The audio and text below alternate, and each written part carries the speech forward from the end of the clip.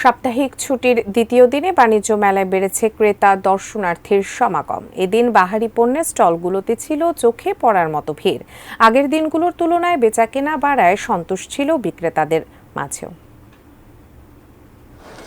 শীতের তীব্রতা কিছুটা কমে আসলেও সকাল থেকে বাণিজ্য মেলায় ছিল না তেমন ক্রেতা দর্শনার্থীর সমাগম। তবে বিকেল থেকে ধীরে ধীরে বাড়তে শুরু করে ভিড়। সাপ্তাহিক ছুটির দ্বিতীয় দিনে ক্রেতা দর্শনার্থীর পদচারণায় মুখর হয়ে ওঠে মেলা প্রাঙ্গণ।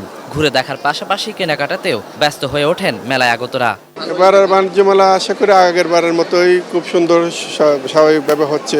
আজকে দেখার উদ্দেশ্যেই বেসিক্যালি আসা, পরে আজকে দেখে যাব, পছন্দ হলে নেক্সট এসে কিনে নিয়ে যাবো। এখনো জমজমাট পুরোপুরি হয়ে ওঠে নাই, তারপরেও দেখছি আশেপাশে ঘুরে সবকিছু ভালোই মোটামুটি, বাট দাম একটু বেশি লাগতেছে। ঘুরে দেখছি, দেখে যা পছন্দ হবে তা কিনবো।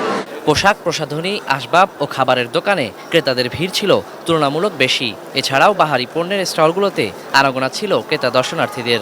সন্ধ্যার পর জমজমাট হয়ে ওঠে বেচাকেনাও। কালকে থেকে আজকে মানুষের সমাগমটা খুব ভালো। কালকে থেকে আজকে সেল আমাদের ভালো হয়েছে। এবার আশা করি সামনের দিকে মানুষ আসবে, মার্কেটটা আরো কি মানুষজন ভরপুর হবে। আমাদের 4 দিনে 2 দিন ছিল প্রথম ওয়ার্কিং ডেজ, ওই দিন স্লো গিয়েছে।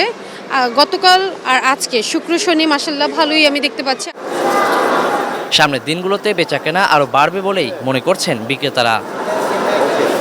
Waliul Sakib, ATN News, Dhaka.